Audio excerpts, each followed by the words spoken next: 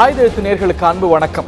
நீரு பூத்த நெருப்பாக தொடரக்கூடிய காவிரி விவகாரத்தில் மற்றும் ஒரு பின்னடைவு, குறிப்பாக தமிழ்நாட்டுக்கு பின்னடைவு. காவிரியில தண்ணீரை இறுதி ஆணைப்படி திறந்து விடணும் அப்படின்னு தமிழ்நாடு அரசு உச்சநீதிமன்றத்தில் வழக்கு தொடர்ந்தது. அந்த வழக்கில் தான் முதல்ல 15,000 டிஎம்சியை திறந்து விடணும், 15,000 கன அடியை திறந்து விடணும்னு, பிறகு ஒரு 12,000 டிஎம்சியை 12,000 கன அடியை 20ஆம் தேதி வரைக்கும் திறந்து விடணும் அப்படிங்கிற உத்தரவையும் உச்சநீதிமன்றம் போட்டிருந்தது. அதற்குள்ள காவிரி மேற்பார்வை குழு கூடி எந்த அடிப்படையில் எவ்வளவு திறந்து விடணும்னு முடிவு செய்யணும் அப்படின்னு உத்தரவிட்டிருந்தது. காவிரி மேற்பார்வை குழு முன்னையும் கூடிச்சு, இன்னைக்கு கூடிச்சு ஒரு முடிவு எடுத்திருக்கிறது. அதாவது 3000 கன அடி, 3000 கியூசெக்ஸ் இனி வரக்கூடிய 10 நாட்களுக்கு திறந்து விடணும் அப்படின்னு. 15,000 12,000 கியூசெக்ஸ் எல்லாமே குறைவு, போதாது அப்படின்னு நாம் கருதி வந்த நிலையில இந்த ஒரு 10 நாட்களுக்கு இந்த ஒரு 3000 கன அடி தண்ணீர் வந்தாலும் கூட ஒரு 3 டிஎம்சி தான் நமக்கு கிடைக்கக்கூடிய ஒரு சூழ்நிலை ஏற்பட்டிருக்கிறது. இது நம்முடைய தேவையை விட மிக மிக மிக குறைவான ஒரு விஷயம். ஆக ஒரு மிகப்பெரிய கவலையை தமிழ்நாட்டில் குறிப்பாக டெல்டா மாவட்டங்களில் ஏற்படுத்தி இருக்கிறது என்று சொன்னால் நிச்சயம் மிகையல்ல. இந்த நிலையில கர்நாடகா இதை கூட திறந்து விடுவது சிரமம், எங்களுக்கு இதை திறந்து விடுவது அப்படிங்கிறது மிக மிக கடினமான ஒரு விஷயம் என்று இந்த மாநிலத்துடைய நீர்ப்பாசனத்துறை அமைச்சர்லாம் சொல்லியிருக்காரு. அன்ஃபார்ச்சுனேட்லி அங்கே இந்த ஒரு பார்டர் பகுதிகளில், இந்த ஒரு எல்லை பகுதிகளில், குறிப்பாக ஒசூரெல்லாம் ஒரு பதற்றமான ஒரு சூழ்நிலை காணப்படுகிறது. தமிழக வாகனங்கள் அங்கு செல்வதில் தொடர்ந்து சிரமங்கள் இருக்கிறது. மீண்டும் ஒரு பதற்றமான ஒரு சூழ்நிலை உருவாகிறதோ அப்படிங்கிற அச்சம் எழுகிறது. தாமதமாகிறதா காவிரியில் நீதி என்ற தலைப்பில் அந்த நிகழ்ச்சியில் விவாதிக்கிறோம். நிகழ்ச்சியில் நம்முடைய அதிமுகவுடைய செய்தி தொடர்பாளர் திரு சிவகங்கை கௌரி சங்கரன் அவர்கள் நீண்ட நாட்களுக்கு பிறகு இணைகிறார். அவரை நிகழ்ச்சிக்கு அன்போடு வரவேற்கின்றோம். அதே போல சட்ட பஞ்சாயத்து இயக்கத்துடைய திரு செந்தில் ஆறுமுகம் அவர்கள் இணைகிறார். நேர்கள் அறிந்தது போல காவிரி அரசியல் என்ற புத்தகத்தை எழுதியவர் அவர். அதே போல பாரதிய ஜனதாவுடைய செய்தி தொடர்பாளர் திரு குமரகுரு அவர்கள் இணைகிறார். அவரை நிகழ்ச்சிக்கு வரவேற்கின்றோம். மற்றும் டெல்டா மாவட்டத்தில் ஒன்றான தஞ்சாவூர் மாவட்டத்தை சேர்ந்த திருவிடைமதுர் சட்டமன்ற உறுப்பினர் திரு கோவி செழியன் அவர்களும் இணைகிறார்கள். நிகழ்ச்சிக்கு அனைவரையும் அன்போடு வரவேற்கின்றோம். முதல் கேள்வி திரு செந்தில் ஆறுமுகம் அவர்களுக்கு.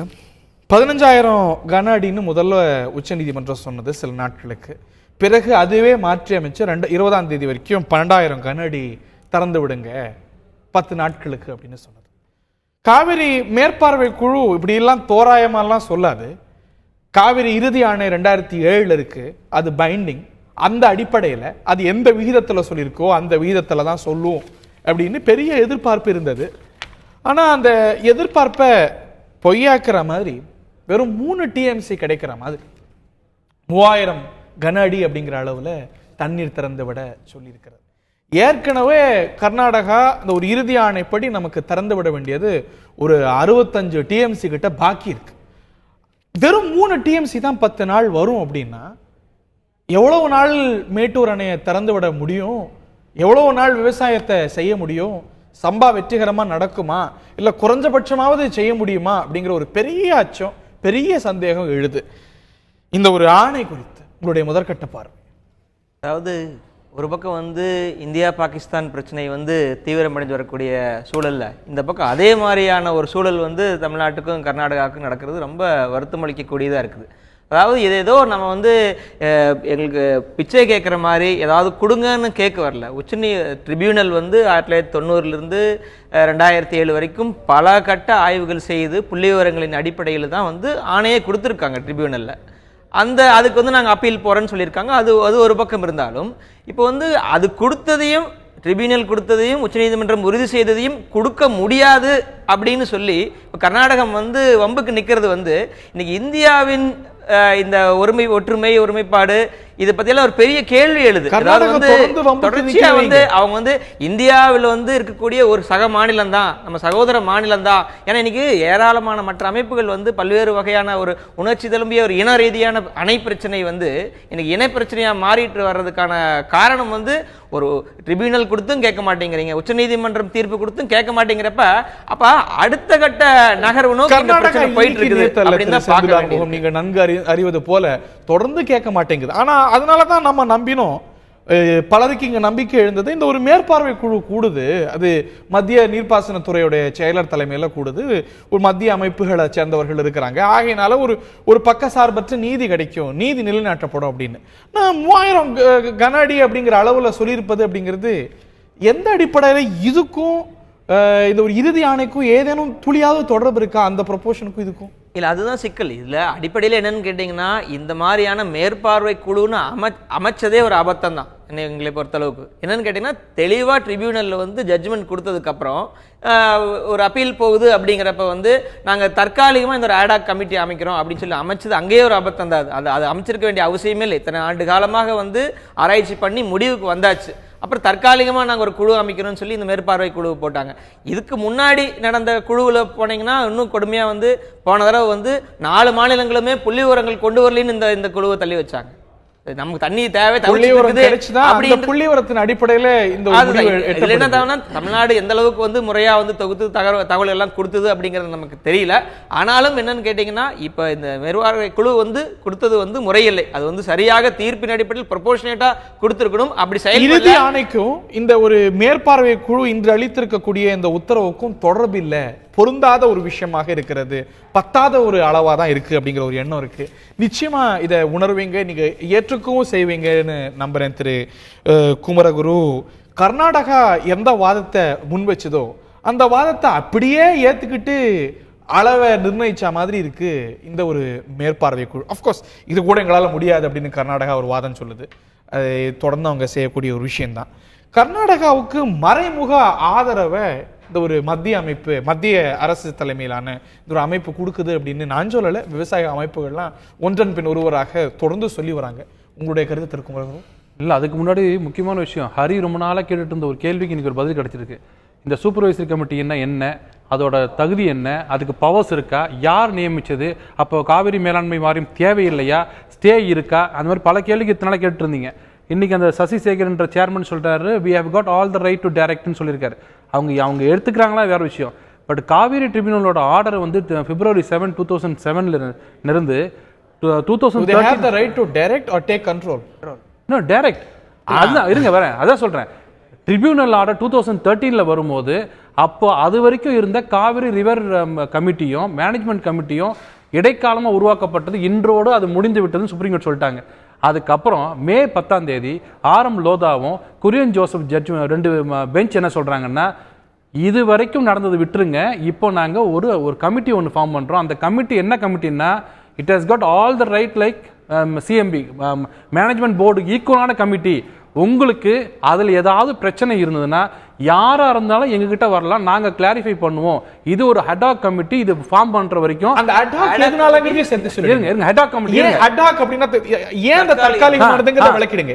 ஏன் தற்காலிகமானதுன்னா, மேனேஜ்மெண்ட் போர்டு அத வாரியம் அமைக்கப்படும் வரை 2 ஸ்டேட்டுமே இது வேணும்னு கேக்குறாங்க. எதனால மேலாண்மை வாரியம் அப்ப அமைக்க முடியல, அதையும் சேர்த்து கிளாரிஃபை அதுதான் சொல்றேங்க. ஏன்னா அப்ப கர்நாடகத்துல தேர்தல் காலம், தேர்தல் காலம் முடியட்டும், அது இல்ல அப்புறம் நாங்க அமைக்கிறோம். தேர்தல் முடிஞ்சு எவ்வளவு நாள் இருங்க, it cannot be so ad hoc. இருங்க, நீங்க மே 10 ஆர்டர் பத்தி பேசிட்டு இருக்கேன், நீங்க உடனே இதை கெசெட்ல வெளியிடுங்கங்கறாங்க. ஏன் கெசெட்ல வெளியிடணும்? நீங்க சொல்ற ஹெடாக் கமிட்டி 20 நாள்ல முடிய போறதுக்கு 15 நாள் பொறுத்து அட்ஜென்ட் பண்ணிருக்கலாமே. ஏன் ஹெடாக் கமிட்டியை கெசெட்ல போட சொல்றாங்க? நீங்க சூப்பர் சரி, அது உங்களோட வாதம். நான் என்னோட வாதம் சொல்லிடுறேன். மே 24 திருப்பி அந்த கெசெட்டை வாங்கி பாக்குறாங்க, போட்டுட்டீங்களா, நாங்க சொன்னதெல்லாம் வந்திருக்கா, இது ஒரு ஹெடாக் கமிட்டி, இந்த சிவில் அப்பீல்ஸ்லாம் முடியற வரைக்கும் 2 கவர்மெண்ட்டுமே இருங்க. நோ சிவில் அப்பீல் இங்க இருங்க, மூல வழக்கு முடியற வரைக்கும் இல்ல. மே 24, 2013 இருக்கிற ஜட்ஜ்மெண்ட் ஆர்டரை தயவுசெய்து படிங்க. அதுல எந்த இடத்துல மூல வழக்கெல்லாம் முடியற வரைக்கும் அது ஹெடாக் கமிட்டி தான் இருக்கும். இருங்க, it's a purely temporary measure till the Kaveri Management Board is constituted. Exactly. When will that be constituted? அது அமைக்கிறதுக்கு எந்த தடையும் இல்ல. இருங்க, நான் முடிச்சிடுறேன். நான் முடிச்சதுக்கு அப்புறம் தவறுன்னா நீங்க தாராளமா சொல்லுங்க, மக்கள் தெரிஞ்சுக்கிட்டோம். மேனேஜ்மெண்ட் போர்டு வர்ற வரைக்கும் இது இருக்கும்னாங்க. அடுத்த வார்த்தை, இந்த கமிட்டியோட ரோல் என்ன தெரியுங்களா? ட்ரிபியூனல் ஆர்டரை ஃபுல்லா இம்ப்ளிமெண்ட் பண்றதுக்கு பவர்ஸ் கொடுக்குறோன்றாங்க. நீங்க சொல்ற மாதிரி 15 நாளைக்குலாம் இதெல்லாம் தேவையில்லை. ஒண்ணு, இதெல்லாம் முடிஞ்சிட்டு கடைசியில சொல்றாங்க, உங்களுக்கு ஏதாவது தேவைன்னு சொன்னா எங்க கிட்ட டைரக்டா வாங்க, நீங்க எதுவும் சொல்லாதீங்க, நாங்க இருக்கோம் கிளாரிஃபை பண்றதுக்கு. இதுக்கப்புறம் இருங்க, இதோட முடியல. இதுக்கப்புறம் டிசம்பர் 3 வழக்கம் போல நம்ம ஆர்டர். டிசம்பர் 3 வரும்போது there is no urgency to form the board. யார் சொல்றது? இதே லோதா கமிட்டி, லோதா ஜட்ஜ்மெண்ட் சொல்ற பெஞ்ச் சொல்லுது. ஏன்னா அந்த வழக்கு பிப்ரவரி 2014 ஹியரிங்க்கு வந்தது.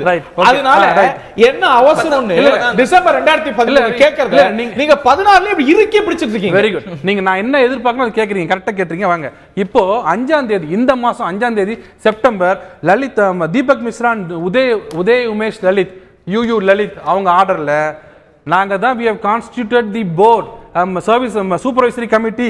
அதுல கர்நாடகா ஒரு வக்கீல் சொல்றதை நாங்க ஏத்துக்கிறோம். அதுல 2 பாயிண்ட் இருக்கு. கான்ஸ்டிடியூஷன் ஆஃப் சூப்பர்வைசர் யாரெல்லாம் இருக்கணும் அதையெல்லாம் திருப்பி ஆர்டர்ல சொல்றாங்க. ஏன்னா அவங்களுக்கு ஒண்ணும் தெரியாது, ஏன்னா நமக்கு தான் எல்லாம் தெரியும். இருங்க, நமக்கு தான் தெரியும், ஏன்னா ஜஸ்டிஸ் தெரியாது. அவரு இவ்வளவு சொல்ற ஆளு ஒரே வார்த்தை, ஏங்க நாங்க சொல்றது அந்த எலெக்ஷனுக்காக, எலெக்ஷன் முடிஞ்சு போச்சு இல்ல, பிரதமர் என்ன செய்து கொண்டிருக்கிறார் கேட்டிருக்கலாம் இல்ல. இருங்க, அடுத்தது பாருங்க. Role of committee is to implement the tribunal order. எப்போ? 5வது நாள். இத சொல்லிட்டு உங்களுக்கு ஏதாவது தவறு இருந்ததுன்னா எங்க கிட்ட வாங்க. நம்ம நிறைய இத பத்தி பேசிருக்கோம். நீங்க சொல்றத நான் உணர்றேன். ஏன் உச்ச நீதிமன்றம் இது ஒரு நிரந்தர அமைப்பு தேவை அப்படின்னா பண்ணல அப்படிங்கிறீங்க. அதனாலேயே அது தேவையில்லை என்று பொருள் இல்ல. அடாக் அப்படிங்கறதோட பொருள் என்ன? அடாக்னா சிவில் அப்பீல்ஸ் முடிவு வரைக்கும். இல்ல கிடையாது.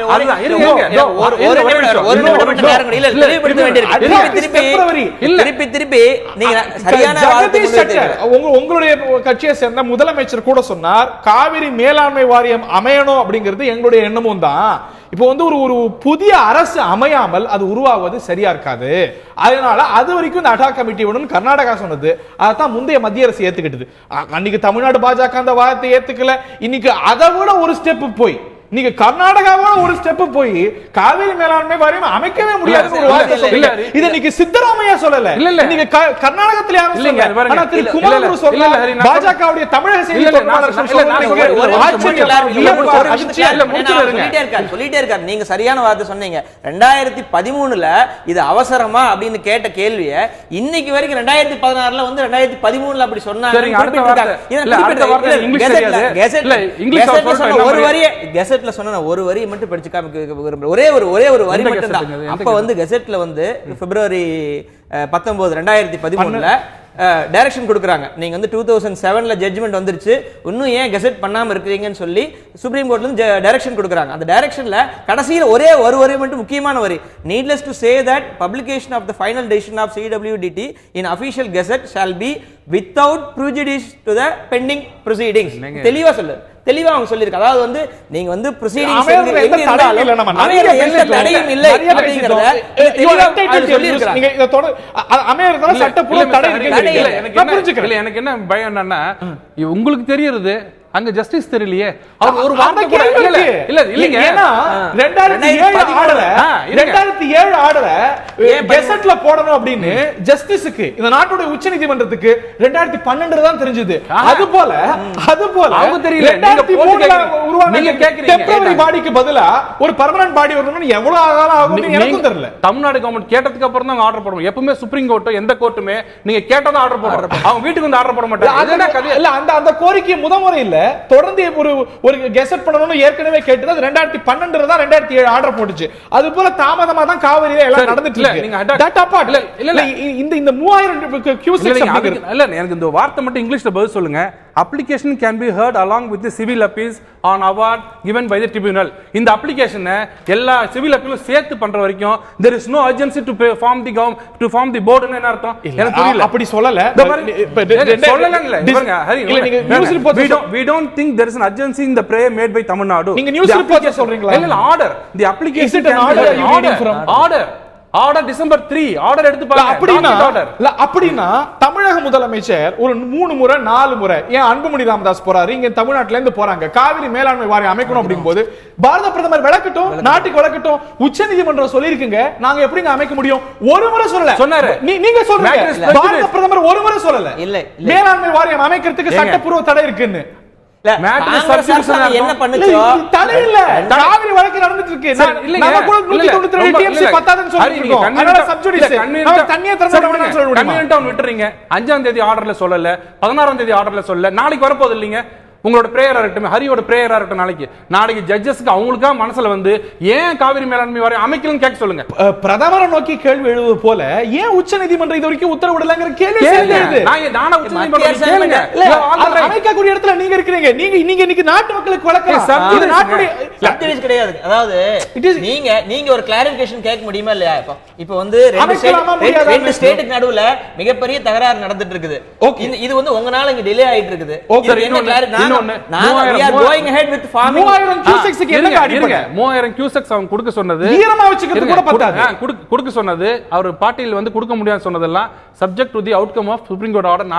நாளைக்கு வரும்போது பாருங்க சுப்ரீம் கோர்ட் தான் முடிவு பண்ணும். சுப்ரீம் கோர்ட், காவிரி மேலாண்மை வாரியம், அட்ஹா கமிட்டி, கெசட், இதுல பல விஷயங்கள் டெக்னிக்கலான விஷயங்கள். இது வந்து தொடர்ந்து ஒரு இடியாப்ப சிக்கலா இருந்துட்டு இருக்கக்கூடிய விஷயங்கள். தண்ணி வரணுமே, வெள்ளாமை வீடு வந்து சேரணுமே, அது நடக்கலங்கிறதா இதுல பிரச்சனையே. செழியன் அவர்கள்ட்ட முதற்கட்ட கருத்தை கேட்க விரும்புறேன். பற்றாக்குறையுடைய அளவு மிகப்பெரிய அளவில் இருக்கிறது.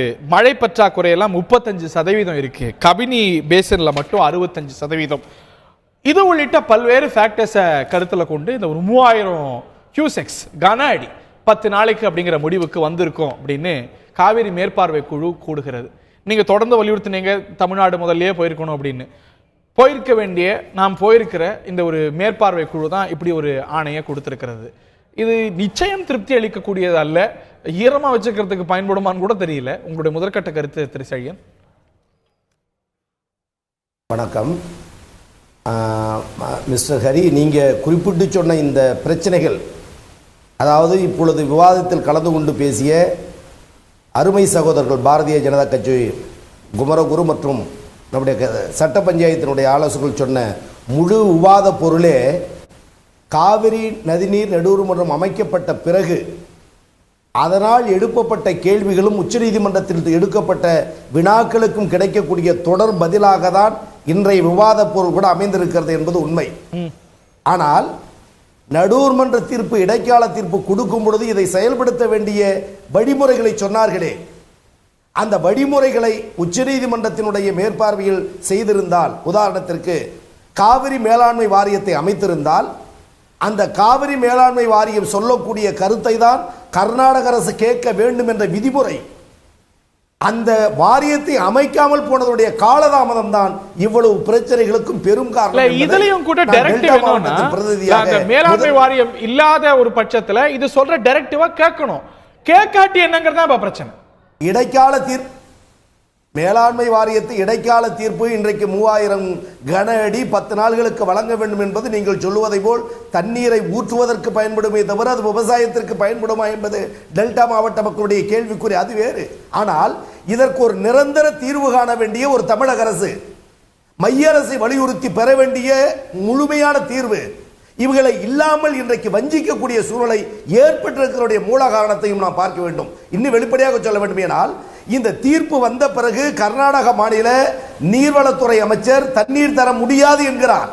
ஆனால் தமிழ்நாட்டில் இருக்கிற முதலமைச்சர் இது சம்பந்தமாக என்ன சொல்லுகிறார், என்ன செய்ய போகிறார் என்று விவசாயிகள் அச்சத்தில் தன் வயிற்றில் அடித்துக்கொண்டு அழுது புலம்புகிற காட்சியையும் நாம் மறந்துவிடக் கூடாது. எனவே அவர்கள் தந்திருக்கிற இந்த சிறு சிறு நீர், சொட்டு நீரை போல் இது ஆறுதலாக இருக்கிறதா, விவசாயத்துக்கு பயன்படுமா என்பது அல்ல. இதற்கு ஒரு நிரந்தர தீர்வு காண வேண்டிய தமிழக அரசு. பாராளுமன்றத்தில் தனக்கு தேவையான அளவு 50க்கு மேற்பட்ட எம்பிக்கள் இருக்கிறார்கள். பிரதமரை சந்திக்கலாம், கர்நாடக அரசை வலியுறுத்தலாம், உச்சநீதிமன்ற தீர்ப்பை செயல்படுத்தி என்று சொல்வதற்கு தமிழக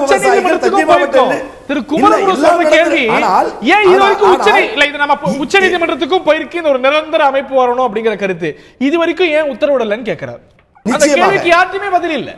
நாங்கள் கேட்க விரும்புவது இல்ல, அதாவது கர்நாடக மாநில அரசு இந்த பிரச்சனைகள் தண்ணீர் தருவதற்கு அனைத்து கட்சியும் ஒன்று திரண்டு செய்யக்கூடிய அந்த கலவரங்கள், வன்முறைகள், அவர்களுக்கு இருக்கிற அந்த இன ரீதியான பிரச்சனை, மரியாதைக்குரிய சட்ட பஞ்சாயத்தினுடைய அருமை தலைவர் சொன்னதை போல நதிநீர் பிரச்சனை என்பது இன்றைக்கு இன பிரச்சனையாக மாறுவதற்கு தமிழக அரசு முழு காரணம் என்பதை நீங்கள் மறந்துவிட முடியாது. தமிழக அரசு இதையே மத்திய அரசாங்கத்திடம் முதலமைச்சர் உரிய காலத்தில் சொல்லி, அங்க ஆளுகின்ற கர்நாடக காங்கிரஸ் அரசு இல்ல, மத்திய அரசு இல்ல, தமிழக அரசு தான் இன பிரச்சனை உருவாறதுக்கு காரணம் அப்படின்னா புரியல எனக்கு. கூட்டணி வைக்கிற கட்சியை விட்டு கொடுக்காம நான் மீண்டும் சொல்லுகிறேன், கர்நாடகத்தில் பந்து நடத்தப்பட்டது தமிழர்களுடைய சொத்துக்கள் சூறையாடப்பட்டன. ஓட்டுநர்கள் அடித்து நொறுக்கப்பட்டார்கள். ஒரு மாணவரை நிர்வாகப்படுத்தி அடித்திய கொடுமை. ஆனால் தமிழகத்தில் வேலை நிறுத்தம் செய்த பொழுது எந்த கன்னடர்களையாவது எங்கேயாவது தாக்கப்பட்டார்களா? நீங்கள் தயவு செய்து ஹரி சார் 2 போராட்டத்தையும் ஒற்றுமைப்படுத்தி பார்க்காதீர்கள். பார்க்கவே கூடாது. தமிழகத்தில் தன்னை தானே வஞ்சித்துக் கொண்டு உங்களுக்கு நினைவு இருக்கும் போன வாரத்துல தமிழகத்தில் தன்னை தானே வஞ்சித்து அதற்கு நிகரா இருக்க கூடாது அப்படின்னு துளியும் நிகரா இல்ல, அமைதியா நடந்துச்சு.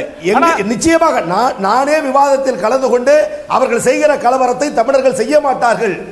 காரணம் வந்தாரை வரவேற்று உபசரிக்கிற பண்புடையவர்கள் தமிழர்கள் என்று நான் பெருமைப்பட பேசியிருக்கிறோம், மாற்று கருத்தல்ல. ஆனால் தண்ணீர் தர மாட்டேன் என்று கர்நாடக நீர்வளத்துறை அமைச்சர் சொன்ன பிறகும் தமிழ்நாட்டு முதலமைச்சர் வாய் திறக்காததையே அந்த கேள்வியை தான் கேட்க வேண்டிய பொறுப்பு தமிழக அரசுக்கு உண்டா இல்லையா? திரு பொதுப்பணித்துறை அமைச்சருக்கு உண்டா இல்லையா? இந்த பலவீனம் கர்நாடக அரசுக்கு முக்கியமான கேள்வி அதான் திரு கௌரி சங்கரன் அவர்கள்ட்ட வலியுறுத்த போறேன். கர்நாடகா ரியாக்ட் பண்ணிடுச்சு. அவர்களை விட இந்த ஒரு 3000 கன அடியால பாதிக்கப்படுறது நாம தான். முதல்ல நாங்க 10,000 கன அடி கொடுக்கறதுக்கு தயாரா இருக்கிறோம் அப்படின்னு சொன்னவங்க இன்னைக்கு 3000 கன அடி கூட கொடுக்க முடியாது அப்படின்னு ஒரு நிலைப்பாடு எடுக்கிறாங்க. தொடர்ந்து தான் செஞ்சுட்டு இருக்காங்க. ஆனா இது வரைக்கும் ஏன் ரியாக்ட் பண்ணலாம்னு கேட்கிறாரு. அது ஒரு கேள்வி. இன்னைக்கு சூப்பர்வைசரி கமிட்டி, இந்த ஒரு மேற்பார்வை குழு தான் இந்த உத்தரவை போட்டிருக்கு. கடைசியில் உச்ச நீதிமன்றம் அவங்கள்ட்ட தான் போகணும்னு சொல்லிச்சு. அவங்கள்ட்ட முதல்ல ஏன் போல, ஆகஸ்ட் மாசம் ஏன் போல, ஜூலை மாசம் ஏன் போய் இதை வலியுறுத்தல? சரி, அவங்க மேல உங்களுக்கு நம்பிக்கை இல்ல, ஏன் உச்ச நீதிமன்றத்துக்கு முதல்லயே போல? திரு செழியன் ரொம்ப சுருக்கமா நான் அவரோட பதில கேட்க வேண்டியிருக்கு. ரொம்ப சுருக்கமா திரு செழியன். அதாவது ஹரி சார், இந்த பிரச்சனைக்கு மட்டுமல்ல, காவிரி நீர் நடுவர் மன்றம் அமைக்கப்பட்ட காலத்திலிருந்தே இந்த நடுவர் மன்றத்தின் மீது நம்பிக்கை இல்லாத முதலமைச்சர் தமிழ்நாடு முதலமைச்சர் என்பது கடந்த கால வரலாறுகள், சான்றுகள். அதன் அடிப்படையில் தான் இப்பொழுது கூட கெசெட்ல போடணும்னு நம்ம எல்லாருக்கும் இந்த குவாண்டம் ஆஃப் ஜட்ஜ்மென்ட், அதாவது பள்ளி இல்லாத ஆணையம் காவிரி நீர் நடுவர் மன்ற ஆணையம் என்று சொன்னதும் அவர். காவிரி நடுவர் மன்ற கூட்டத்தை அனைத்து மாநில முதலமைச்சர்கள் கூடிய பொழுது புறக்கணித்தவர் இன்றைய முதலமைச்சர்.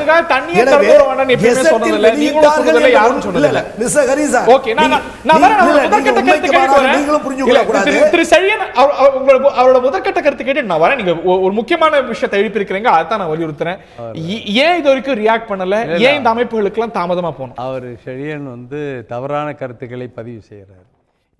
இந்த அரசு ஆணை வெளிவந்த பிப்ரவரி 2012 வந்த உடனே புரட்சித் தலைவி அம்மா அவர்கள் சொன்னார்கள், நான் பாராளுமன்ற உறுப்பினராக இருந்திருக்கிறேன், கட்சியின் அண்ணா திராவிட முன்னேற்ற கழகத்திற்கு தொடர்ந்து பொதுச் செயலாளராக இருந்திருக்கிறேன், முதல்வராக இருந்திருக்கிறேன், எதிர்க்கட்சி தலைவராக இருந்திருக்கிறேன். அப்பொழுதெல்லாம் நான் அடையாத சந்தோஷத்தை இந்த ஆணை பெற்ற பொழுது நான் சந்தோஷப்பட்டேன். இது இந்த வெற்றி என்னுடைய வெற்றி அல்ல, இது டெல்டா மக்களினுடைய வெற்றி அப்படின்னு அந்த வெற்றியே அவர்களுக்கு கொடுத்தார். உண்மை. இந்த ஆணை பெறுவதற்காக சொல்லி இந்த ஆணை பெறுவதற்கு எவ்வளவு துரோகங்களை புரட்சி தலைவர் அம்மா அவர்கள் சந்திக்க வேண்டியிருந்தது என்பதையும் நான் சொல்லி ஆக வேண்டிய. செழியன் போன்றவர்களுக்கு நீங்க நிறைய பேசியிருப்பீங்க, பட் செழியன் இப்ப தவறான கருத்தை பதிவு செய்திருக்கிறார். முதலமைச்சர் எதுவும் செய்யவில்லை என்று சொல்லுகிறார். முதலமைச்சர் செய்யாமலேயா இந்த ஆணை வந்தது? 2007 ட்ரிபியூனல் கொடுத்த ஜட்ஜ்மெண்ட்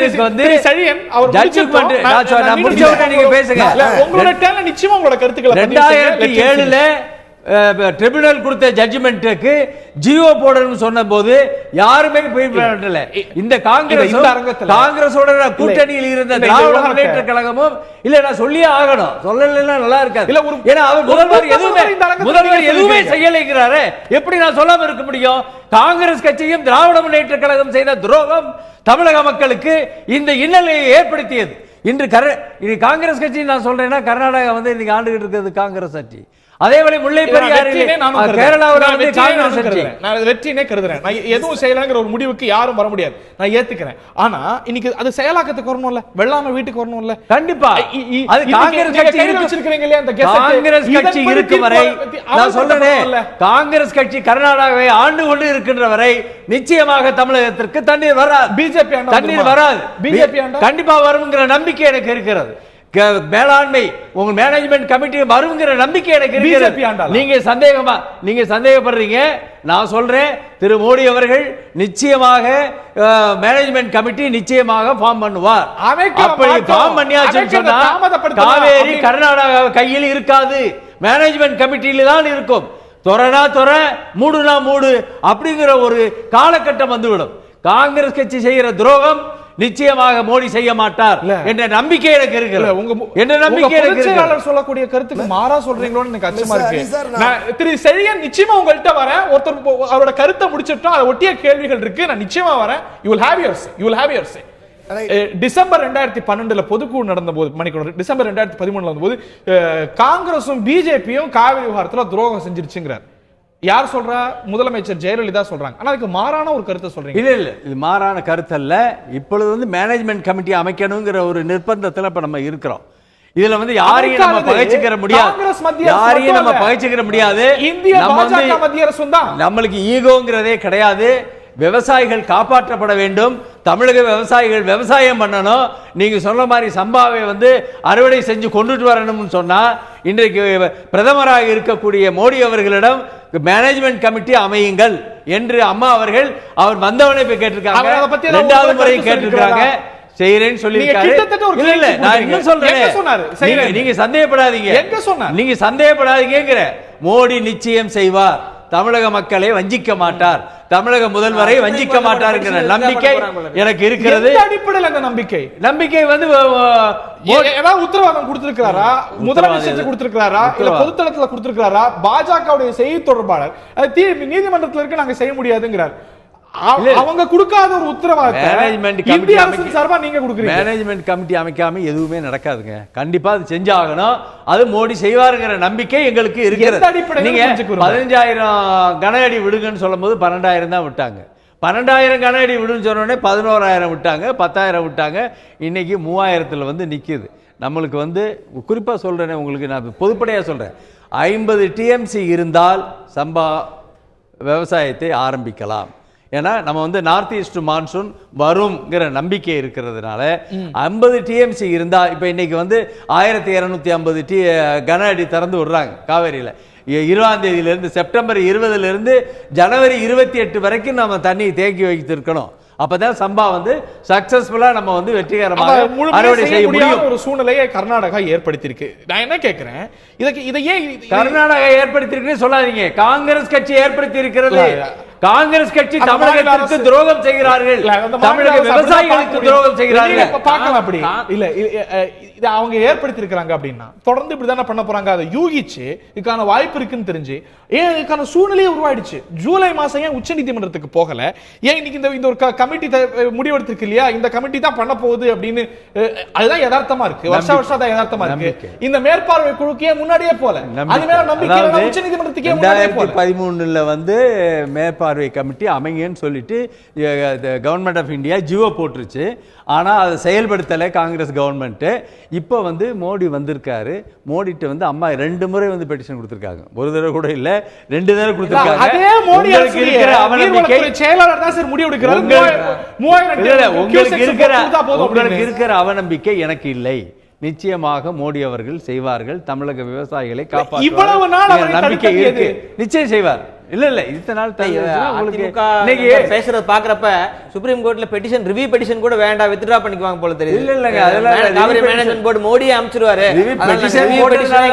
ரிவ்யூ பெட்டிஷனே வேண்டியது இல்ல. காங்கிரஸ் பெட்டிஷன் போட்டதனால தான் இந்த 2013 இந்த ஜிஓவே வாங்கணும். இல்லனா யார் வாங்கிருப்பாங்க? ரொம்ப சந்தோஷம். கண்டிப்பா நீங்க நம்பிக்கை அவர் செய்தால் நிச்சயமா அவர் கொண்டாடப்பட வேண்டியவர் பாரத பிரதமர். எந்த அடிப்படையில் அந்த நம்பிக்கை இன்று உங்களுக்கு வருதுன்னு கேக்குறாங்க. இந்தியர்கள்ங்க, கர்நாடகா இருக்கவன் தான் இந்தியனா? தமிழ்நாட்டில் இருக்கிறவன் இந்தியன் இல்லையா? தேசிய ஒருமைப்பாடு இல்லையா? அதனால நிச்சயம் வந்து தமிழகத்தை காப்பாற்றி தானே ஆக வேண்டும். அந்த கடமை வந்து பிரதமருக்கு இல்லையா? நிச்சயம் செய்வார். நம்பிக்கையோட இருக்க. நீங்க உங்க நம்பிக்கை வேணும். இந்த விஷயத்திலேயே நம்பிக்கை. கோவிசெழியன், உங்கள்கிட்ட நான் வரேன், சில குறுக்கீடுகள் செய்ய விரும்பினீங்க. அதற்கு முன்பாக திரு குமரகுரு அவர்கள்ட்ட கேட்க வரும்போது எவ்வளவு நம்பிக்கையோடு இருக்கிறார் பாருங்க அதிமுகவுடைய செய்தி தொடர்பாளர். நரேந்திர மோடி இந்த விவகாரத்தில் தலையிடுவார், மேலாண்மை வாரியத்தை அமைப்பார் அப்படின்னு. ஆனா இந்த நாட்டுடைய மத்திய அமைச்சர், குறிப்பா தமிழ்நாட்டை பூர்வமாக கொண்ட மத்திய அமைச்சர் நிர்மலா சீதாராமன் சொல்றாங்க, இன்னும் நீங்க காவிரி விவகாரத்துலாம் பிரதமர் மோடியை தலையிட சொல்றீங்க, அது எப்படி தலையிட முடியும் அப்படிங்கிறாங்க. இது என்ன உகாண்டா நாட்டு பிரச்சனையா, ரஷ்ய நாட்டு பிரச்சனையா, இலங்கையுடைய உள்நாட்டு விவகாரமா, இல்ல பாகிஸ்தான் விவகாரமா? இந்திய நாட்டுல 2 மாநிலம் சம்பந்தப்பட்ட விஷயம் தலையிட முடியாதுங்கிறாங்க. அதுக்கான அவசியமும் முகாந்திரமும் இல்லைன்னு எந்த அடிப்படையில ஒரு மத்திய அமைச்சர் முடிவு? இந்த மாதிரி கிராமட்டிக்கா அந்த மாதிரி அவங்க சொல்லல, அழகா சொல்றீங்க நீங்க, அந்த மாதிரிலாம் அவங்க சொல்லல. அவங்க சொல்றது எப்படி தலையிட முடியுங்க, இல்ல அப்படி இல்ல, எப்படி தலையிட முடியும், இல்ல எப்படிங்க தலையிட முடியும், என்ன இது வந்து சுப்ரீம் கோர்ட்ல இருக்கு அதனால தலையிட முடியாது அப்படின்னு சொல்றத ஏன் தலையிடணும் அப்படிங்கிற மாதிரி சொல்றீங்க. ஆனா ஒரு விஷயம் ஹரி, முதல்ல இருந்து சொல்லிட்டு இருக்கீங்க இந்த அரங்கத்துல, ரொம்ப பிடிவாதமா இருக்கீங்க ஒரு விஷயத்துல மட்டும். ஜஸ்டிஸ் வந்து தீபக் மிஸ்ராக்கு தெரியாது, யூ லலித்துக்கு தெரியாது, நம்ம எல்லாருக்கும் தெரிஞ்சுதான் நினைச்சு பேசிட்டு இருக்கோம். இப்ப ரீசெண்டா கொடுத்த ஆர்டர்ல ஏன் திருப்பி சொல்றேன்னா, அந்த ஆர்டர்ல என்ன சொல்றாங்க, திருப்பி உங்களுக்கு புரியலையா சூப்பர்வைசரி கமிட்டினா என்னன்னு, அவங்களோட பவர் சொல்லட்டுமான்னு இருங்க, அதை கட் பண்ணி எடுத்து அந்த ஆர்டர்ல போடுறாங்க. நான் சொல்றது நீங்க உங்களோட ரியாக்ஷன் இல்ல, நீங்க முக்கியம் மக்களுக்கு தெரியணும். நீங்க சொல்ற மாதிரி அனைத்து அரசியல் கட்சிகளுக்கும் தெரியல, ஏன் தெரியல, உங்களுக்கே தெரியல. நீங்க என்ன சொல்றீங்க, திருப்பி சொல்றீங்கன்னா, அந்த மேலாண்மை வாரியம் போது எல்லாருமே அப்படியே மேலாண்மை வாரியம்ங்கிறீங்க. நான் கேட்கிறேன், ஆர்டர் இங்க இருக்கு, சுப்ரீம் கோர்ட் ஆர்டர், அதுல என்ன சொல்றாங்க, ஒரு நிமிஷம் இருங்க, தமிழ்நாடு கவர்மெண்ட் உங்களுக்கு புரியலையா, சூப்பர்வைசரி கமிட்டி நாங்க இவ்வளவு பவர்ஸ் கொடுத்திருக்கோம் அப்படியே எக்ஸ்ட்ராக்ட் பண்றாங்க, எடுத்தீங்க. இது என்னன்னு தெரியுமா, இதுதான் உண்மையான கமிட்டி, ஏன் போக கூடாது அப்படின்னு கேட்டு கர்நாடகா அப்ரிஷியேட் பண்றாங்க. நல்ல சமயத்தில் எடுத்து எங்கிட்ட கொடுத்தீங்க ட்ரிபியூனல் ஆர்டரை, எடுத்து நாங்க போட்டிருக்கோம் சொல்றீங்க. ஆனா பிடிவாதமா ஏன் அமைக்கல கர்நாடக பிஜேபி அரசு, ஜெகதீஷ் ஷெட்டர் தலைமையிலான அரசே கொள்கை ரீதியா மேலாண்மை வாரியத்துக்கு ஏற்பு தெரிவிச்சிச்சு. ஆனா நீங்க தொடர்ந்து இந்த கருத்தை சொல்லிட்டு இருக்கீங்க, யூ கேன் ஹோல்ட் தட், இதுதான் உச்சநீதிமன்றம் சொன்னதுங்கிறீங்க, இதுதான் லீகல் பொசிஷன் அப்படின்னா, ஐ ரிக்வெஸ்ட் யூ உங்களோட தலைமையிட்ட சொல்லி நீர்வளத்துறை அமைச்சரை இதை வந்து தெளிவா இந்த சட்ட காரணங்களால எங்களால வெளியிட முடியாது அப்படின்னு தொடர்ந்து தமிழக முதலமைச்சர் கடிதம் கொடுக்கறாங்கல்ல, மெமரண்டம் கொடுக்கறாங்கல்ல, விளக்கினா வெரி குட், சிறப்பா. நான் என்ன சொல்றேன், ஒரு சென்ட்ரல் விளக்குவாங்க இருங்க, சென்ட்ரல் கவர்மெண்ட் வந்து இவர் கூட சொன்னார் கிளாரிஃபிகேஷன் பெட்டிஷன் போடுங்க. ஏன் அதே ஹரி அவங்கள்ட்ட அதிமுகல ஏற்கனவே பெட்டிஷன் பெண்டிங் இருக்குல்ல, நாளைக்கு வரப்போகுது, தயவுசெய்து ஐயாட்ட சொல்லி, ஐயா இதெல்லாம் விட்டுருங்க, சூப்பர்வைசரி கமிட்டி ஒரு டம்மி கமிட்டி, எனக்கு தயவுசெய்து வேளாண்மை வாரியம் கொடுங்க நிறுத்தி வராங்க பிரதமர். அதுதான் அதுக்கு தான் இவங்க இத போட்டுருக்காங்க. இவர் சொன்னார கிளாரிஃபிகேஷன், அத கேளுங்க. நீங்க என்ன கேக்குறீங்க? இல்லங்க நான் புரிஞ்சுக்கிறேன், நீங்க என்ன கேக்குறீங்க? இல்ல திருப்பியும் நீங்க மேலாண்மை வாரியம் குறித்த விளக்கத்தை கொடுத்துட்டீங்க, நிச்சயமா எனக்கு அது கன்வின்சிங்கா படல. இப்ப பார்க்கறவங்கள்ட்ட விட்டுவோம், லீகல் எக்ஸ்பர்ட்ஸ் விட்டுருவோம், you can hold that opinion. நீங்க பலமுறை பதிவு செஞ்சுட்டீங்க. நான் கேட்கிற கேள்வி, பரிசை இந்த வாரத்தில் ஏன் உச்ச நீதிமன்றத்தில் இருப்பதனாலே பிரதமரால் தலையிட முடியாது? நீட் விவகாரம் உச்ச நீதிமன்றம் ஒரு நிலைப்பாடு எடுக்குது, ஜல்லிக்கட்டு விவகாரத்தில் நிலைப்பாடு எடுக்குது. ஆனா இதெல்லாம் மத்திய அரசாங்கம் தலையிடுது, பிரதமர் தலையிடுகிறார். ஆனா இந்த விவகாரத்தில் மட்டும் ஐயோ உச்ச நீதிமன்றத்திற்கு தலையிட மாட்டோம். மத்த எல்லா விவகாரத்திலையும் உச்ச நீதிமன்றம் தலையிட்டா இது ஜுடிஷியல் ஆக்டிவிசம், அரசு செயல்பாட்டில் நீதிமன்றம் தலையிடுதுன்னு சொல்லக்கூடிய மத்திய அரசாங்கம் காவிரி விவகாரத்தை மட்டும் நீதிமன்றமே ஆண்டுட்டு போட்டோம்னு நினைக்குது. நீங்க சொல்ற நீட் இது முடிச்சாரு, அவர் என்ன கேக்குறாருங்க, நீட்டுக்கும் ஜல்லிக்கட்டும் கிளாரிஃபிகேஷன் ஆஃப் ஆர்டர், என்ன ஆர்டர்னு தெரியலன்னு சொல்றதுனால நாங்க ஒரு அவசர சட்டம் கொண்டு வந்து கொடுத்தோம், ஆக்ட மாடிஃபை பண்ணோம். இது ரெண்டு ஸ்டேட்டுக்குள்ள இருக்கு நடக்கிறது. நீங்க கிளாரிஃபிகேஷன் பெட்டிஷன் போடுங்க, மேலாண்மை வாரியம் அமைக்கலாமா வேண்டாமா? சரி நாங்க போடணும். நீங்க சொல்ற எவ்வளவு அநீதியா இருக்கு பாருங்க. ஒரு சென்ட்ரல் கவர்மெண்ட் வந்து கிளாரிஃபிகேஷன் கேக்குறதை விட ரெண்டு சம்பந்தப்பட்ட பார்ட்டி இருக்காங்க, அந்த ரெண்டு பேருமே ஏன் கேட்கல? அவங்களுடைய மூல வழக்கு பெண்டிங்ல இருக்கு. ஏங்க அவங்களுக்கு மட்டும் மூல வழக்கு பெண்டிங், நாங்க மட்டும் மேலாண்மை வாரியம் தொடர்பான மூல வழக்கு பெண்டிங்ல இருக்கு. கேளுங்க, நீங்க நாளைக்கு இருங்க, நாளைக்கு கேளுங்க, ஏன் இப்படி ஆர்டர் போட்டீங்க? சூப்பர்வைசரி கமிட்டி போட்டாலும் சரி, மேனேஜ்மென்ட் கமிட்டி போட்டாலும் சரி, ட்ரிபியூனல்ல என்ன ஆர்டர் கொடுத்தாங்களோ அந்த அடிப்படையில தான் ஆர்டர் கொடுக்கணும்ங்கிறது அண்ணா திராவிட. கடந்த கால வரலாறு கொஞ்சம் ஓட்டி பார்த்தா கூட காங்கிரஸ் அரசாங்கமாகட்டும் இப்ப பிஜேபி அரசாங்கமாகட்டும் கண்டிப்பா தன்னுடைய பொறுப்பை கை கழுவிட்டு உச்சநீதிமன்றத்தை கொடுத்துட்டாங்க. நாங்க வரல, சிம்பிளா வந்து கர்நாடகால நாங்க ஜெயிக்க முடியாதுங்க. காங்கிரஸும் பிஜேபியும் ரெண்டு பேரும் வார்த்தையில் சொல்லாத விஷயம் என்ன சொன்னா, நாங்க வந்து ஒரு முடிவு எடுத்தோம்னா கர்நாடகால எங்களுக்கு ஓட்டு போயிடும், அதுக்காக நாங்க எதுவும் செய்ய முடியாது. ஏன்னா 2007 நடுவர்மன்ற இறுதி தீர்ப்பு கொடுத்து செல்வா, ஏன் 13 வரைக்கும் காங்கிரஸ் அரசாங்கம் என்ன செஞ்சுட்டு இருந்தது, இழுத்துட்டா இருந்தது. நீதிமன்ற டைரக்ஷன் நிறைய பேசிருக்கோம். இல்ல முடிச்சிருக்கேன். பிஜேபி பத்தி மட்டும் ஒரே வார்த்தை சொல்ல விரும்புறேன். அதாவது என்னன்னா, பெண்டிங் இருக்குதுங்கிற காரணத்தினாலே வந்து எந்த விதமான கிளாரிபிகேஷனுக்கும் போகல.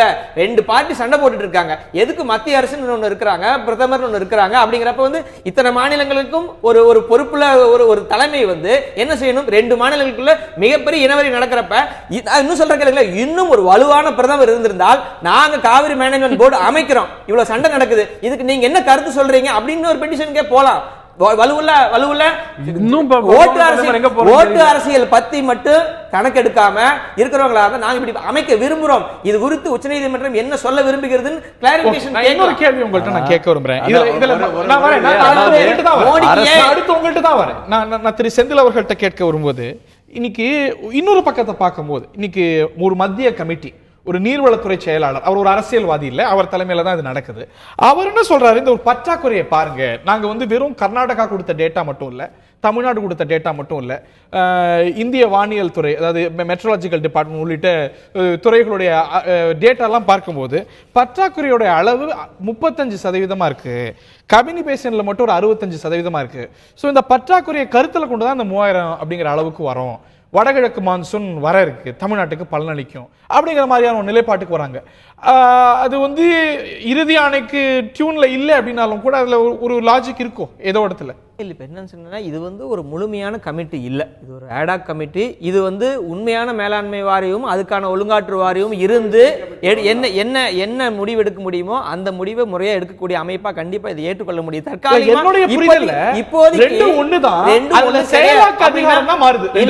மேலாண்மை வாரியத்துக்கு ஒரு இன்ஜினியருக்கு எக்ஸ்பீரியன்ஸ் இருக்கணும், 10 வருஷம் எக்ஸ்பீரியன்ஸ் இருக்கணும், டெஃபினிஷன் தனித்தனியா கொடுத்திருக்காங்க. அதுக்கு அடுத்து ரெகுலேட்டரி கமிட்டி, ஒழுங்காற்று வாரியம்ங்கிறது இருக்கணும். எதுவுமே இல்ல. தற்காலிக உண்மையிலே சொல்ல போனா ரொம்ப வருத்தம் அளிக்கப்படுது. இப்போ வந்து சூப்பர்வைசரி கமிட்டி வந்து தற்காலிகமா ரைட், இப்ப 2 பேர் அடிச்சுக்கிறீங்களா, ஓகே, இப்ப 3000 விடுறேன், இப்ப 4000 விடுறேன். சொல்ல போனா இது வந்து ரேண்டம் லெவல்ல கூட முடிவு எடுக்குதோன்னு சொல்லி அச்சம் எழுது. இது வந்து நாப்டே சொல்றாரு we have no objectionங்க, நாளைக்கே நாங்க போயிடுறோம்னு சொன்னாரு. ஏன்னா அவருக்கு சட்டம் தெரியாது, தீபக் மிஸ்ராக்கு சட்டம் தெரியாது, நமக்கு தெரியும். ஆனா கிளாரிபிகேஷன் போட்டாங்க. அவரு இல்ல, அவரு ஏன் சொல்லக்கூடாது? நான் அவர்ட்ட போக மாட்டேங்க, எனக்கு வாரியத்தை கொடுங்க கையில, நான் அவர்ட்ட போணும் கேட்க வேண்டியது. மக்களோட வாழ்க்கை பத்தி யோசிக்கிறது கிடையாது. தமிழக முதலமைச்சர் பிரதமர் கிட்ட ஒரு ஆவணமா கொடுக்குறாங்க, அந்த ஆவணத்துக்கு இது வரைக்கும் பதில் இல்லைங்க. இது என்னங்க சட்டம் தெரியாம மேலாண்மை வாரியம் அமைக்க கேக்குறீங்க? பிரதமர் கேட்கலையே, எதுக்கு திரு குமரகுரு கேக்குறார்? சப்ஜுடிஸ் அதாங்க அர்த்தம். நீங்க பாலிடிக்ஸ் பாலிடிக்ஸ்ங்க அதை கொடுக்க இல்ல. இன்னைக்கு எல்லா கட்சியும் வாரியம் பாலிடிக்ஸ் தான் அது. ஓகே, திரு ஷையன், there was a problem in connecting you. உங்களுடைய கருத்து டெக்னிக்கலா there was a problem connecting you. yes, உங்களுடைய கருத்து. மரியாதைக்குரிய சகோதரர், பாலிடிக்ஸ் பேசாதீங்கன்னு சொல்ற கருத்து, அரசியல் பேசல என்ன முடியவர்கள் அந்த கருத்தை சொல்லுவாங்க. நான் டெல்டா மாவட்டத்து பிரதிநிதியா கேட்கிறேன்.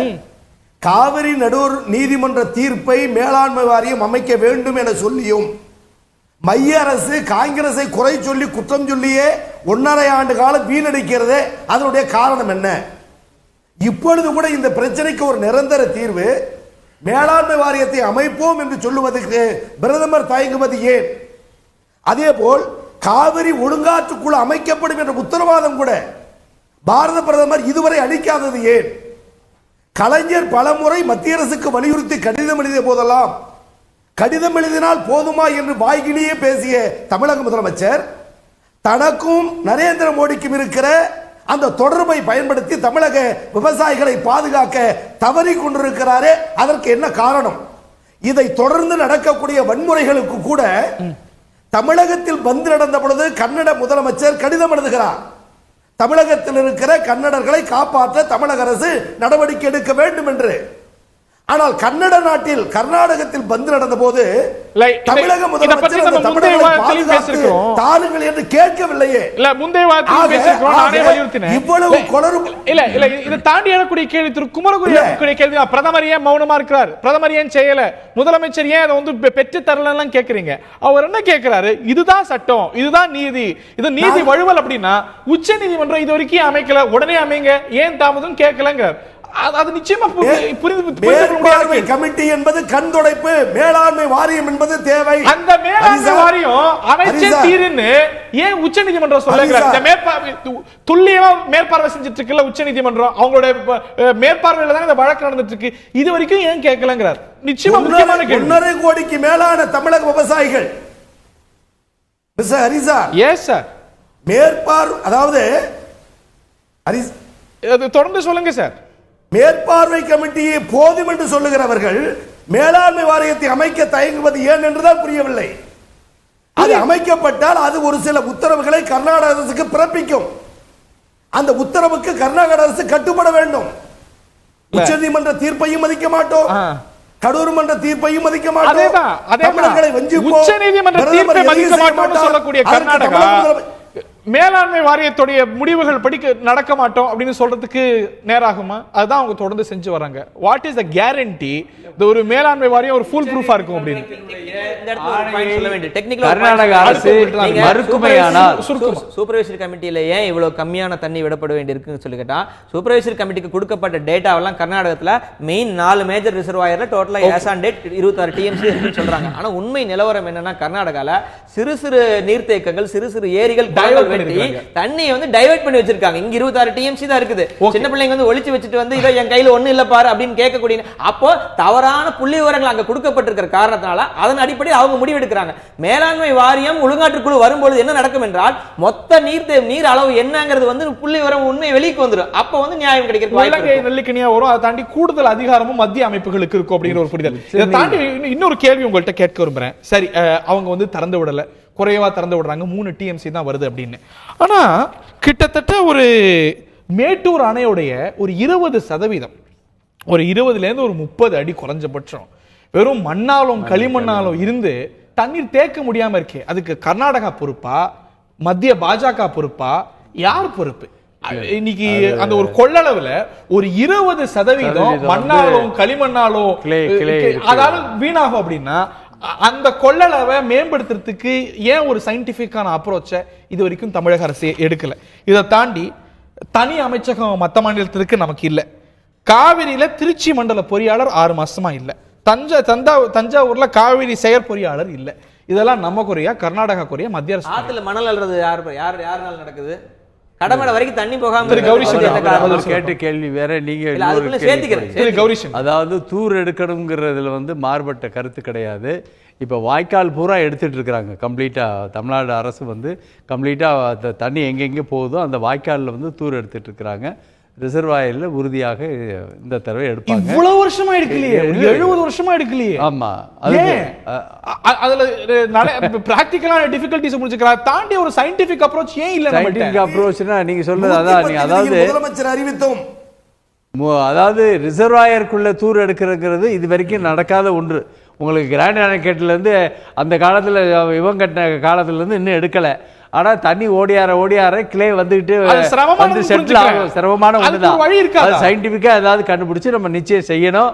ஏன்னா அது வந்து ஒரு 20 அடிக்கு மேலே வந்து கிளே வந்து அக்குமுலேஷன் ஆகிருக்குங்கிறது உண்மைதான். அதை வந்து நிச்சயமாக தூர் எடுக்கணும்.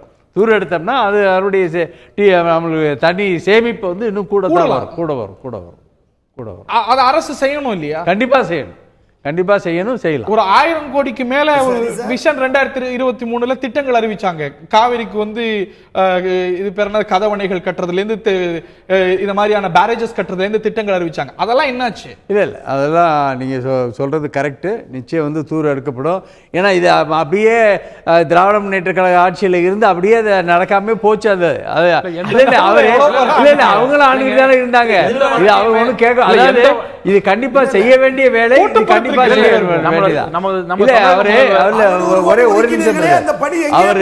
செழியன் வந்து திமுக காலத்துல எப்ப தூர்வாரினீங்க?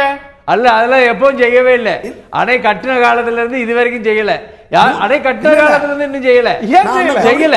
அது செய்யணும், சயின்டிபிக்கா செய்யணும். ஏன்னா ரிசர்வாயர்ல எப்பவுமே தண்ணி இருந்ததுன்னு சொன்னா அது வந்து கிளே எடுக்கிறது கஷ்டம் தான். அதுக்கு நீங்க சொன்ன மாதிரி சயின்டிபிக் மெத்தட் நம்ம கண்டுபிடிச்சு நிச்சயம் வந்து அணைய காலி செஞ்சு செய்யணும். அது அணை உடைப்பு ஏற்படலாம், இந்த மாதிரியான சிக்கல்கள் இருக்கு. அது சின்ன விஷயம் இல்ல, ஒரு சின்ன விஷயம். அவர் செழியன் அவர்கள் சொன்னாரு, திராவிட முன்னேற்ற கழக தலைவர் வந்து கடிதங்கள் எழுதி இதை வந்து ஜியோ இஷ்யூ பண்ண ஏற்பாடு பண்ணேன்னு சொல்லி அது முழுக்க தவறான கருத்து, தவறான பொய். சொல்ல போனா இந்த ஜியோ 2007 வர வேண்டியது 2013 காலதாமதம் ஆனதுக்கு காரணம் திராவிட முன்னேற்ற கழகமும் காங்கிரஸ் கட்சியும் தான். இதுல இவங்க வந்து எந்த இதுவும் பண்ணல. இன்னைக்கு லவாதவான்னு அடிச்சுக்கிட்டா என்ன அர்த்தம்? அன்றைக்கு செய்ய வேண்டிய காலத்தில் அவர்கள் அமைச்சர்களாக இருந்த காலத்துல இது எதுவுமே செய்யல திராவிட முன்னேற்ற கழகம். திருச்செழியன் ரொம்ப சுருக்கமா, நேரம் இல்ல, ரொம்ப சுருக்கமா. காவிரி நீர் பிரச்சனையில் மிஸ்டர் ஹரி சார், எஸ் ரொம்ப சுருக்கமா. எஸ் சார் காவிரி நீர் பிரச்சனையில் மேட்டூர் அணையை ஜூன் 12ஆம் தேதி திறக்க வேண்டும் என்ற முடிவுக்கேற்ப கடந்த காலத்தில் கலைஞர் ஆட்சி பொதுப்பணித்துறையை கையில் வைத்துக் கொண்டு அற்புதமாக பணியாற்றினார்கள். இருங்க சார், கர்நாடக அரசிடம் பேசி கர்நாடக அரசிடம் பேசி நீர்வரத்தை அதிகரிக்க செய்தவர் கலைஞர். மேட்டூர் அணையை திறந்த பிறகு அது கடைமடை வரை போக வேண்டும் என்பதற்காக காவிரி ஆறு போன்ற பல்வேறு ஆறுகளுக்கு தூர்வாரி தக்க நடவடிக்கை எடுத்தவர் கலைஞர்.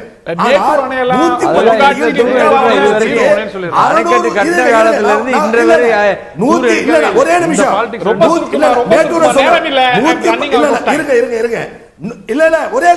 ஒரே கருத்து 110 விதியில் டெல்டா மாவட்டத்திற்கு 600 கோடியை தமிழக முதலமைச்சர் அறிவித்தாரே, அந்த 600 கோடி எந்தெந்த ஆறுகளில் எங்கு தூர்வாரப்பட்டது என்ற விவரத்தையாவது தமிழக அரசு தெரிவிக்குமா என்றால் கிடையாது.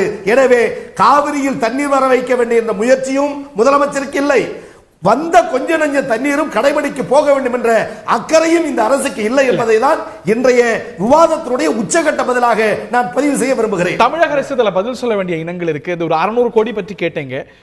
தேர்தலுக்கு முன்பு சில செயலாக்கத்தை பற்றி விளக்கினாங்க. அதுல சில திட்டங்கள் இருக்கு, ஆனா இன்னும் செய்ய வேண்டிய நிறைய திட்டங்கள். விஷன் 2023 காவிரி சார்ந்து அறிவித்த திட்டங்கள் நிறைய செயலாக்கம் வர வேண்டி இருக்கிறது.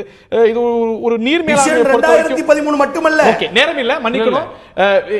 இரண்டு அரசுகளுமே பதில் சொல்ல வேண்டிய காரணங்கள் இந்த நீர் மேலாண்மையை பொறுத்த வரைக்கும் இருக்கு.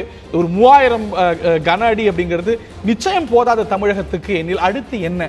ஒரு பதற்றமான சூழ்நிலை ஒரு எல்லை பகுதிகளில் ஏற்பட்டு இருக்கு. சென்ற வாரங்களில் பார்த்தது போன்ற ஒரு சூழ்நிலை வரக்கூடாது. நீதியும் நிலைநாட்டப்பட வேண்டும், அமைதியும் நிலைநாட்டப்பட வேண்டும். இது ரெண்டுமே இன்றைய தேவையாக இருக்கிறது. இந்த நிகழ்ச்சியில பங்கு கொண்ட விருந்தினர்கள் அனைவருக்கும் பார்த்த நேயர்களுக்கும் நன்றி.